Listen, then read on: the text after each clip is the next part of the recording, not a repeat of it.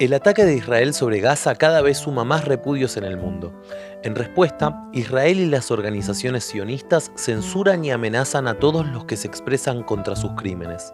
Una de estas organizaciones es Betar, que en Argentina lanzó amenazas públicas contra agrupaciones estudiantiles y de izquierda, por su militancia en las universidades en apoyo al pueblo palestino y contra el genocidio. Como judíos sionistas revisionistas, vamos a hacernos valer. Queda totalmente advertido. No nos busquen porque nos van a encontrar.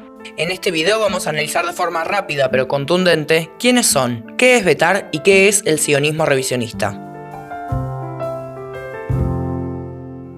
El sionismo revisionista es un movimiento nacionalista creado en los años 20 por Vladimir Jabotinsky, un judío ucraniano que se sentía alejado del sionismo laborista de aquel entonces y creía que la única forma de realizar un Estado judío en Palestina era con la formación de un Estado judío totalitario que funcione como una muralla de hierro contra la población nativa. Betar, fundado en 1923 en Letonia, es su brazo juvenil. Jabotinsky dice: si intentara buscar siquiera un ejemplo de un país colonizado con el consentimiento de aquellos nacidos ahí, fracasaría. Los habitantes nativos siempre han opuesto una obstinada resistencia. La colonización sionista, incluso la más restringida, debe ser concluida o llevada adelante sin tener en cuenta la voluntad de la población nativa. Esta colonización puede, por ende, continuar y desarrollarse solo bajo la protección de una fuerza independiente de la población local. Una muralla de hierro que la población nativa no pueda romper. Esa es nuestra política hacia los árabes. No debería sorprender entonces que el sionismo revisionista se acercara a los gobiernos totalitarios que estaban creciendo en Europa por aquella época. El principal lazo de cooperación fue con el fascismo italiano. En 1934, la agrupación de Jabotinsky, con el aval directo de Mussolini, estableció en Civitavecchia, Roma, una escuela militar naval, dirigida por el betarí Jeremías Halpern, en la cual se entrenaban juventudes fascistas y betaríes por igual, en una atmósfera de heroísmo, militarismo y orgullo nacional. En esta academia se criaron los futuros líderes de la marina israelí. Estos mismos cadetes de Betar participaron junto a sus camaradas fascistas de la invasión italiana a Etiopía entre octubre del 35 y febrero del 37. En palabras del propio Mussolini, a David Prato, gran rabino de Roma entre 1936 y 1939, para que el sionismo triunfe, ustedes necesitan tener un Estado judío, con una bandera judía y un idioma judío. La persona que realmente entiende esto es vuestro fascista Jabotinsky. En la Alemania nazi, George Karecki, presidente de Betar, fue nombrado como comisionado del Reich para asuntos culturales judíos y dio una nota en diciembre de 1935 en Der Angriff, el diario oficial del partido nazi dirigido por Goebbels. En esa entrevista defendió las leyes de Nuremberg. Dice: durante muchos años he considerado a la separación completa entre las actividades culturales de los dos pueblos como una condición para una colaboración pacífica y siempre he estado a favor de tal separación. Las leyes de Nuremberg del 15 de septiembre de 1935 me parecen, aparte de sus estipulaciones legales, completamente en conformidad con este deseo de una vida separada basada en el respeto mutuo. Sí, Betar apoyando las leyes racistas y antisemitas que privaron a los judíos de sus derechos, que dieron inicio a la construcción de guetos, que legitimaron el odio a los judíos y marcaron el camino hacia el exterminio de la Shoah. El revisionismo y Betar funcionaban dentro de los países europeos y también dentro de Palestina. Allí formaron un grupo armado llamado Irgun Tzvai Leumi, que violentaba a los palestinos nativos de la tierra. Este afiche del Irgun dice Rak Kaj.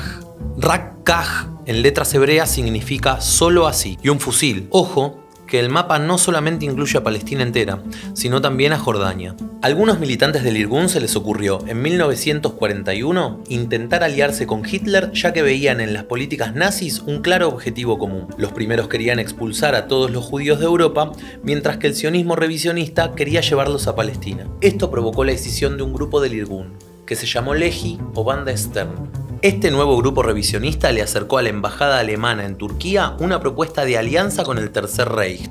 La propuesta, fechada el 11 de enero de 1941, se titulaba Propuesta del Irgun relativa a la solución de la cuestión judía en Europa y la participación del Irgun Tzvai Leumi en la guerra del lado de Alemania. La evacuación de las masas judías de Europa es una condición previa para resolver la cuestión judía, pero esto solo puede hacerse mediante el asentamiento de estas masas en el hogar del pueblo judío Palestina y mediante el establecimiento de un Estado judío en sus fronteras históricas. El Irgun, que está al corriente de la buena voluntad del Reich alemán y de sus autoridades respecto a la actividad sionista dentro de Alemania y respecto a los planes sionistas de emigración, opina que 1.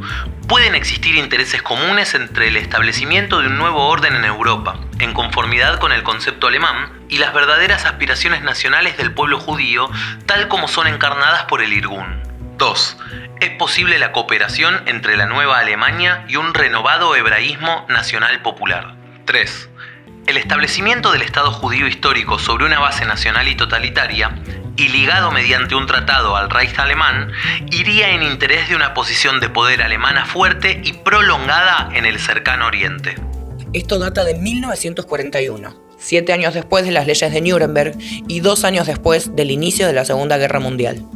Las masacres nazis hacia el pueblo judío ya eran conocidas por el mundo entero. Auschwitz llevaba funcionando 1 año y ya se preparaba la solución final. Terminada la guerra, tanto el Irgun como el Lehi, ambos integrados por los buenos muchachos de Betar, participaron en la campaña de limpieza étnica del pueblo palestino y en tantísimas masacres de palestinos civiles inocentes como la de Deir Yassin. En 1948, ambos grupos pasaron a formar lo que sería el ejército israelí oficial. En 1973, Menachem Begin, líder histórico del Irgun Betar, forma el partido Likud y en 1977 gana las elecciones para gobernar Israel hasta 1983.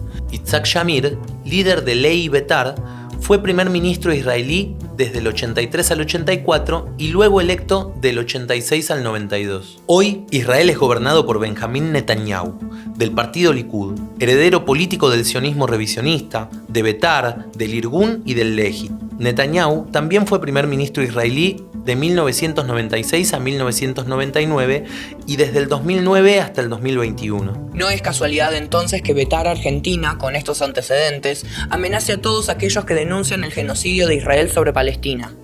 Son más de 15.000 asesinados y 1.5 millones desplazados convertidos en refugiados. Estos fachos no se ocultan. Como sionistas revisionistas que somos, vamos a hacernos valer. Queda totalmente advertido.